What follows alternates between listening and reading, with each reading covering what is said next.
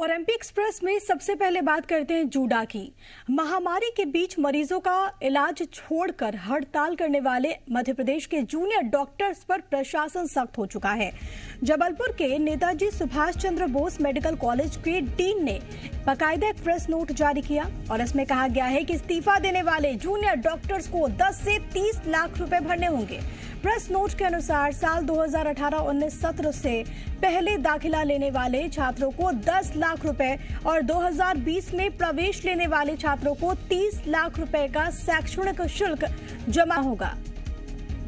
अब सख्ती बढ़ती जा रही है और इसी क्रम में एक महत्वपूर्ण फैसला लिया गया है। जबलपुर से बड़ी खबर आपको दे रहे हैं। नेताजी सुभाष चंद्र बोस मेडिकल कॉलेज के डीन ने बाकायदा इस बाबत नोट जारी किया है। आपको पता होगा कि अपनी मांगों को लेकर लगातार प्रदर्शनरत हैं ये जूनियर डॉक्टर्स। 3000 से अधिक जूडा ने सामूहिक इस्तीफा भी बीते रोज दिया था। अपनी मांगों को लेकर अड़े हुए मध्य प्रदेश के जूनियर डॉक्टर्स पर प्रशासन की सख्ती का असर भी दिखने लगा है। भोपाल के गांधी मेडिकल कॉलेज प्रबंधन ने 28 जूनियर डॉक्टर्स के इस्तीफे मंजूर करने के बाद उन्हें हॉस्टल खाली करने के आदेश दिए थे। इसके बाद सभी 28 जूनियर डॉक्टर्स ने हॉस्टल ना खाली कराए जाने की अपील की। खबरों के अनुसार इन डॉक्टर्स को अब बॉन्ड की राशि भी जमा करनी होगी। बताते चले कि कोरोना काल में भी जूनियर डॉक्टर्स अपनी मांगों पर अड़िग हैं। प्रदेश के करीब 3000 जूनियर डॉक्टर्स ने इस्तीफा दे दिया है।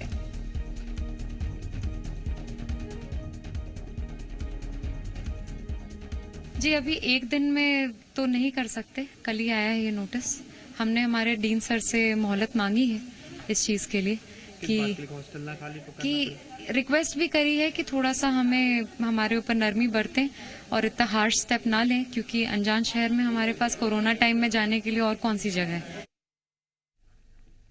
एमपी के जूनियर डॉक्टर्स अपनी मांगों पर अड़े हैं और इस बीच चिकित्सा शिक्षा मंत्री विश्वास सारंग ने कहा है कि सरकार जूनियर डॉक्टर्स से बात करने के लिए तैयार है।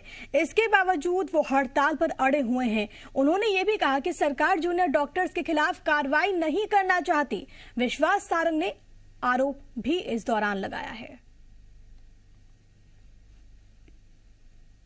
हाई कोर्ट की मानेंगे नहीं, सरकार से बात नहीं करेंगे और मरीजों पर ध्यान नहीं देंगे, कैसे चलेगा?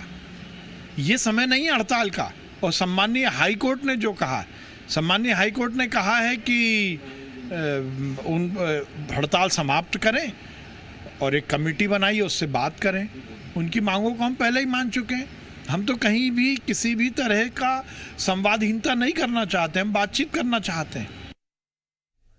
तो लगातार ये बात कही जा रही है कि बातचीत के दरवाजे खुले हुए हैं, लेकिन आखिरकार समस्या का हल कब निकलेगा, ये अपने आप में एक महत्वपूर्ण सवाल है। तमाम जानकारी के साथ भोपाल से मेरे सहयोगी प्रमोद इस वक्त मौजूद है। सीधे उन्हीं का रुख करते हैं। प्रमोद, तमाम तरह की चुनौती, तमाम तरह की दिक्कतें, चाहे वो कोरोना को लेकर हो, चाहे वो ब्लैक फंगस को लेकर हो, इन सब के बीच ये हड़ताल, मामला हाईकोर्ट पहुंचा, वहां से भी टिप्पणी की गई, लेकिन इसके बावजूद जो गुस्सा है, जो उबाल है, वो थमने का नाम नहीं ले रहा है। आखिरकार ये हड़ताल कब रुकेगा, कब खत्म होगा? देखिए, हड़ताल कब खत्म होगी ये जूनियर डॉक्टर कह रहे हैं। जब तक मांगे नहीं मानी जाती वो हड़ताल खत्म नहीं करेंगे। दूसरी तरफ मरीजों की परेशानी बढ़ी हुई है। देखिए, 6-7 दिनों से मरीजों को बेहतर इलाज नहीं मिल पा रहा है। जिन जूनियर डॉक्टरों के कोर्स में मॉड्यूल इलाज होता है वो इलाज नहीं कर रहे हैं, वो अपना कोर्स पूरा नहीं कर रहे हैं, ये चिकित्सा शिक्षा मंत्री कह रहे हैं। और बेहद अहम बात, देखिए, अभी जूनियर डॉक्टर कह रही थी कि डीन उन पर नरमी बरते हैं, कोरोना का समय वो कहाँ जाए। तो इन जूनियर डॉक्टरों को अब अपनी परेशानी दिख रही है और पिछले 6-7 दिन से जो मरीज है वो परेशान हो रहे थे। तब जूनियर डॉक्टरों को मरीजों की परेशानी नहीं दिख रही थी, कोरोना संकट मरीजों का नहीं दिख रहा था, उन्हें अपनी मांगे दिख रही थी। तो जूनियर डॉक्टरों को देखना होगा, क्योंकि देखिए, हाई कोर्ट ने तल्ख तेवर में कहा था कि जूनियर डॉक्टर जो हड़ताल कर रहे हैं वो अवैध है और उन्हें काम पर लौटना चाहिए 24 घंटे के अंदर। लेकिन जूनियर डॉक्टरों ने ऐसा नहीं किया और इसके बाद इस्तीफे दिए। और इस्तीफा जब देखिए गांधी मेडिकल कॉलेज प्रबंधन ने एक्सेप्ट कर लिया, जब उनका इस्तीफा एक्सेप्ट हो गया तो उन्हें वहां से बाहर निकाला गया। तो अब वही जूनियर डॉक्टर नरमी की गुजारिश कर रहे हैं प्रबंधन से। क्यों कर रहे हैं? जो उनका काम था वो नहीं कर रहे थे, इस्तीफा दे दिया, वो इस्तीफा एक्सेप्ट हो गया। तो अब किस सहारे वो प्रबंधन से नरमी की बात कह रहे हैं, ये जूनियर डॉक्टरों को सोचना होगा। वो जूनियर डॉक्टर हैं जिनकी वजह से मरीजों की मुश्किलें बढ़ गई थी, अभी भी बढ़ी हुई हैं, वो काम पर वापस नहीं लौटे हैं और अपनी मांगों को लेकर अड़े हुए हैं। अब जब उन पर कार्रवाई हुई है तो वो नरमी की बात कर रहे हैं। बिल्कुल, यही अपने आप में एक अहम सवाल है कि जब उन पर कार्रवाई हो रही है तो वो नरमी की बात कर रहे हैं, लेकिन वो ये नहीं सोच रहे कि उनकी वजह से मरीजों को कितनी दिक्कतें पेश आ रही हैं। बने रहिएगा प्रमोद, इस बीच एक और अहम खबर है, वो भी अपने दर्शकों को बता देते हैं। ग्वालियर में जूनियर डॉक्टर्स के समर्थन में हड़ताल पर गए सीनियर रेजिडेंट के खिलाफ गजराजा मेडिकल कॉलेज प्रबंधन ने सख्त रवैया अपनाया है। हड़ताल पर गए सभी सीनियर रेजिडेंट को बर्खास्त कर दिया गया। उनकी जगह अब नए रेजिडेंट्स की नियुक्ति की जाएगी। डीन डॉक्टर समीर गुप्ता का यह कहना है कि अपनी कोई मांग नहीं होने के बावजूद जूनियर डॉक्टर्स के समर्थन में सीनियर रेजिडेंट डॉक्टर हड़ताल पर चले गए थे। ये सीधे सीधे उनके बॉन्ड का उल्लंघन है। वहीं इंडियन मेडिकल एसोसिएशन ने जूनियर डॉक्टर्स को अपना सपोर्ट दिया है। उनका कहना है कि जूनियर डॉक्टर लंबे वक्त से सरकार से अपना स्टाइपेंड बढ़ाए जाने की मांग कर रहे हैं, लेकिन सरकार इनकी नहीं सुन रही थी।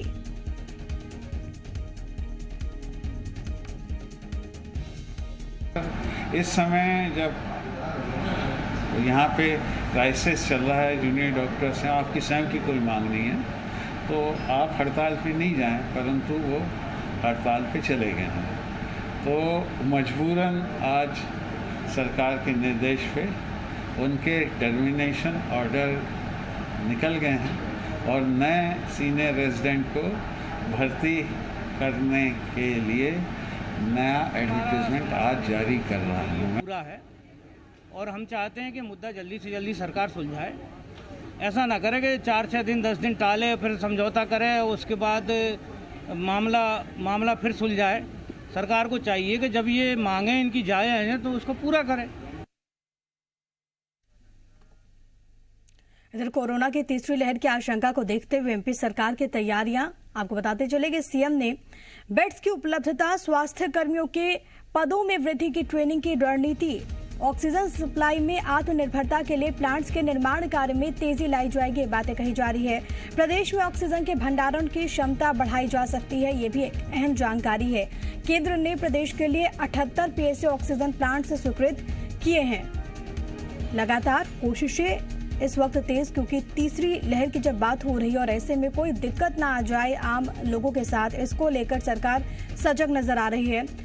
मेरे सहयोगी प्रमोद मेरे साथ लगातार बने हुए। प्रमोद, लगातार कोशिशें तेज, तीसरी लहर से कैसे निपटा जाए, इसको लेकर क्या रणनीति बनाए, क्योंकि विशेषज्ञों की ओर से जो बातें कही जा रही है कि तीसरी लहर बहुत ही ज्यादा घातक हो सकती है और एमपी में भी इसको लेकर तमाम तैयारियां देखने को मिल रही हैं।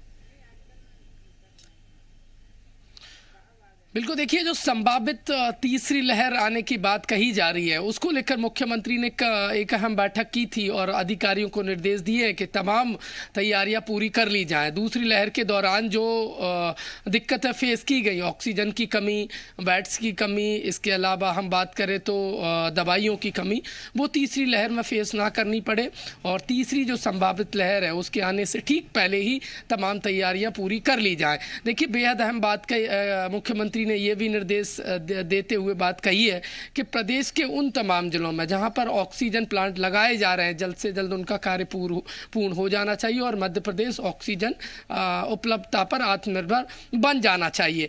पिछले दिनों ऑक्सीजन की कमी की लगातार जो खबरें आ रही थी और लगातार जो तस्वीरें निकलकर सामने आई, उन तस्वीरों की पुनरावृत्ति ना हो। मुख्यमंत्री ने कहा है कि जल्द से जल्द जो निर्माण किए जा रहे हैं ऑक्सीजन प्लांट के वो शुरू हो जाए। इसके साथ साथ जो निजी उद्योगपति हैं उनसे भी चर्चा की जाए कि वो भी मध्य प्रदेश में निवेश करें और ऑक्सीजन प्लांट लगाएं। देखिए अस्पतालों में जो बच्चा वार्ड के आईसीयू बेड है वो बढ़ाए जाएंगे, इसके अलावा और अन्य बेड बढ़ाए जा रहे हैं और ताकि जो तीसरी लहर है संभावित उसमें किसी भी तरीके से बेड की कमी ना फेस करनी पड़े, दवाइयों की कमी ना हो, नर्सिंग स्टाफ की, पैरामेडिकल स्टाफ की कमी ना हो, वो भी भर्ती की जा रही है। मुख्यमंत्री तमाम तैयारियों में जुटे हुए हैं और दूसरी लहर में जो दिक्कतें फेस करनी पड़ी, जो कमियाँ थी तीसरी लहर आने से पहले ही वो तमाम कमियाँ पूरी कर ली जाए। बहुत धन्यवाद प्रमोद आपका, दोनों ही खबरों पर विस्तृत रूप से जानकारी दर्शकों तक पहुंचाने के लिए बहुत शुक्रिया। इधर सागर के बुंदेलखंड मेडिकल कॉलेज सागर में कल ब्लैक फंगस के 350 इंजेक्शन पहुंचे थे। बताते चले आपको कि एम्फोटेरेसिन बी इंजेक्शन के लॉट में खराबी निकली और इसके बाद कुछ मरीजों की तबीयत खराब हो गई। कुछ मरीजों को उल्टी और कुछ को बुखार के साथ रिएक्शन भी हुआ। मामला सामने आने के बाद इंजेक्शन लगाने पर रोक लगा दी गई है। ये भी आपको जानकारी दें कि बुंदेलखंड मेडिकल कॉलेज में ब्लैक फंगस के 42 मरीज एडमिट है और इनमें से 27 मरीजों को इंजेक्शन दिया गया था। बुंदेलखंड मेडिकल कॉलेज के पीआरओ के अनुसार सभी मरीजों की हालत स्थिर है और इंजेक्शन की जगह पर उन्हें वैकल्पिक दवाइयां दी जा रही हैं। बीएमसी को प्रदान किए जा रहे एम्फोटेरेसिन बी इंजेक्शन 27 मरीजों को आज शाम लगाए गए। इंजेक्शन लगाते ही माइल्ड एडवर्स रिएक्शन जैसे कि माइल्ड फीवर, सिवरिंग, वॉमिटिंग हुआ। इंजेक्शन को तत्काल प्रभाव से रोका गया। सभी विषय विशेषज्ञों ने मरीजों का सिम्टोमेटिक ट्रीटमेंट किया है एवं बताया है कि सभी मरीजों की स्थिति स्थिर है। घबराने या डरने की आवश्यकता नहीं है। एमपी में कोरोना के नए मरीज लगातार कम हो रहे हैं। बीते 24 घंटे में कोविड-19 के 718 नए मरीज सामने आए। इंदौर में 227, भोपाल में 171 नए मरीज मिले हैं। इसके अलावा शहडोल, मंदसौर, झाबुआ, छतरपुर और खंडवा में एक एक मरीज की पुष्टि हुई है। 6 जिले मंडला, अशोकनगर, अलीराजपुर, आगर, मालवा, भिंड और बुरहानपुर में एक भी मरीज की रिपोर्ट पॉजिटिव नहीं आई। कोरोना पॉजिटिविटी रेट भी घटकर 0.8% हो चुका है। 24 घंटे में 2225 मरीजों ने कोरोना को मात दी। 38 मरीजों की मौत हुई। अभी प्रदेश में 11,344 केस एक्टिव हैं।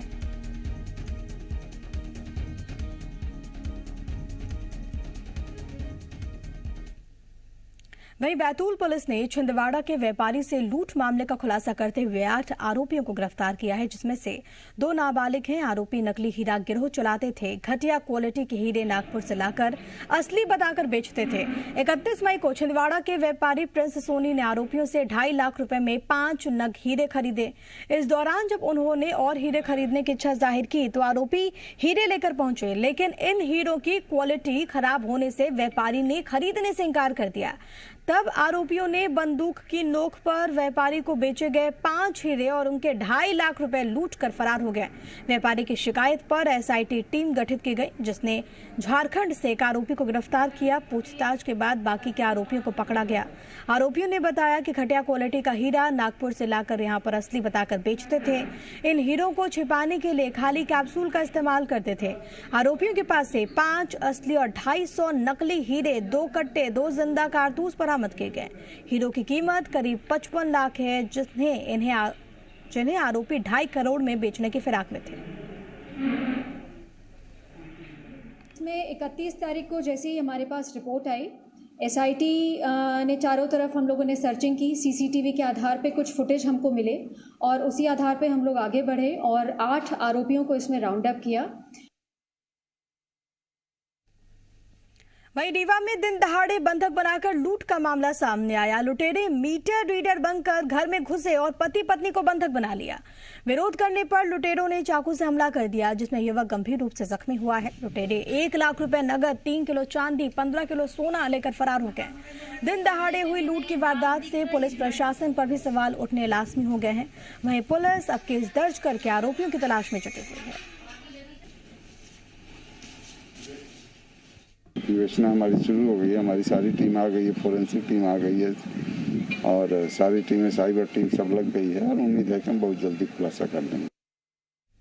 खबरें अभी और भी हैं, लेकिन फिलहाल एक बहुत छोटा सा ब्रेक। एक बार फिर से स्वागत है आप सभी का। अब बात करते हैं पॉजिटिव खबर की। कोरोना को हराने के लिए जहां पर एमपी में लगातार जागरूकता अभियान चलाया जा रहा है, तो वहीं वैक्सीनेशन पर भी सरकार की उतनी ही नजर है। शिवराज सरकार की कोशिश है कि तीसरी लहर आने से पहले ज्यादा से ज्यादा लोगों को वैक्सीन की कम से कम पहली डोज लग जाए। यही वजह है कि अभी तक प्रदेश भर में कोरोना की 1.25 करोड़ लोगों को वैक्सीन की पहली डोज लगाई जा चुकी है। इसमें 45 प्लस लोगों को 1 करोड़ डोज, 18 से 45 साल के बीच के लोगों को 25 लाख डोजेस लगी हैं। शासन ने भी सभी जिला प्रशासन को सख्त निर्देश दे दिया है कि किसी भी हाल में वैक्सीनेशन अभियान में ढिलाई ना बरती जाए। यही वजह है कि अधिकारी भी अब ग्राउंड लेवल पर उतर रहे हैं। वैक्सीनेशन अभियान से जुड़कर इसे सफल बनाने में जुटे हुए हैं। ज़्यादा प्रथम डोज हम लगाने में सफलता प्राप्त की है और इसमें 25 लाख हमारे युवाओं की भीड़ भी शामिल है। प्रदेश में 16 जनवरी से कार्यक्रम संचालित किया जा रहा हैगा और अभी जो हमने माननीय मुख्यमंत्री जी द्वारा बनाई गई ग्रुप ऑफ मिनिस्टर्स की नीतिगत फैसले के कारण हमारा टीकाकरण कार्यक्रम जहां 2 लाख प्रतिदिन होता था अब लगभग 4 लाख प्रतिदिन होने लगा है। इंदौर में वैक्सीनेशन को लेकर लोगों में गजब का उत्साह देखने को मिल रहा है। बड़ी संख्या में लोग वैक्सीनेशन सेंटर पर पहुंचकर कोरोना को मात देने की लड़ाई में हाथ बटा रहे हैं। यही वजह है कि वैक्सीनेशन को लेकर इंदौर लगातार अपने ही रिकॉर्ड तोड़ रहा है। इंदौर में एक दिन में वैक्सीनेशन का रिकॉर्ड 75,000 के पार जा पहुंचा है। शहरी इलाकों में जहां पर 49,609 लोगों ने टीका लगवाया तो वहीं ग्रामीण इलाकों में भी 25,400 लोगों का टीकाकरण हुआ है। इतने लोगों को वैक्सीन की डोज लगवाने के मामले में इंदौर देश का नंबर 1 शहर बन गया। अभी तक एक दिन में इतने लोगों को कोरोना वैक्सीन प्रदेश में किसी भी शहर में नहीं लगी है। इससे पहले शुक्रवार को इंदौर में 68,131 लोगों ने कोरोना वैक्सीन लगवाई, जबकि गुरुवार को 51,000 लोगों को वैक्सीन इंदौर में लगाई गई थी। यानी कि एक दिन में वैक्सीन लगवाने के मामले में इंदौर ने खुद का ही रिकॉर्ड एक बार फिर से ब्रेक कर दिया है।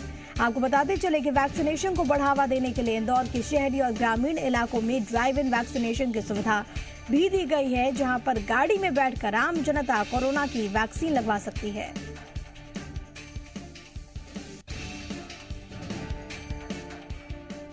फेसबुक फ्यूल के पहले संस्करण में जगह बनाने वाले बैतूल ब्लड बैंक ने एक बार फिर से प्रदेश स्तर पर अपनी कामयाबी के झंडे लगाए हैं। बैतूल ब्लड बैंक इस बार कोरोना काल में सबसे ज्यादा ब्लड कलेक्शन कर प्रदेश में अव्वल रहा। बीते 2 महीने में बैतूल ब्लड बैंक ने 915 यूनिट से ज्यादा ब्लड कलेक्ट किया। इसमें सबसे अधिक 578 यूनिट ब्लड कलेक्शन वैन के जरिए किया गया। ये पूरे प्रदेश में सबसे ज्यादा रक्त इकट्ठा करने का रिकॉर्ड है। बैतूल के बाद बालाघाट ने 431 और सिवनी ने 411 यूनिट रक्त जमा किया है। खास बात यह है कि ब्लड बैंक ने सिकल सेल, थैलेसीमिया और गर्भवती महिलाओं को बिना एक्सचेंज 370 यूनिट से ज्यादा रक्त उपलब्ध कराया। बताते चले कि शासन ने हाल ही में प्रदेश के 47 जिलों को ब्लड कलेक्शन और ट्रांसपोर्टेशन वैन उपलब्ध कराई है। इसमें बैतूल भी शामिल है और इस वैन के मिलने से अब जिले के दूर दराज के इलाकों तक ब्लड डोनेशन कैंप आयोजित करने में आसानी होती है। बैतूल ब्लड बैंक की प्रभारी डॉक्टर अंकिता शीते ने इसी सुविधा का फायदा लेने की तैयारी की और जिले के समाज सेवी संगठनों से मदद लेकर 22 से ज्यादा कैंप आयोजित किए गए, जिसका फायदा ये हुआ कि रक्तदाता रक्तदान के लिए आगे आते गए और बैतूल को ये उपलब्धि हासिल होते गई। हम रोज़ हमारे फेसबुक पेज से, व्हाट्सएप पेज से एक ऐसे प्रेस रिलीज टाइप रिलीज़ करते थे कि आज गाड़ी यहाँ पे रहेगी, जो भी रक्तदाता इच्छुक है वो आए। तो इसमें हमें फेसबुक ने फिर से इस बार बहुत साथ दिया। हमारे जितने भी रक्तदाता थे, जो एक्टिव रक्तदाता थे, उनने इनिशिएटिव लेके बहुत आगे होके इसमें काम किया। और इसी के साथ इस बुलेटिन में अभी के लिए फिलहाल इतना ही। एक छोटा सा ब्रेक के उस पार भी खबरों का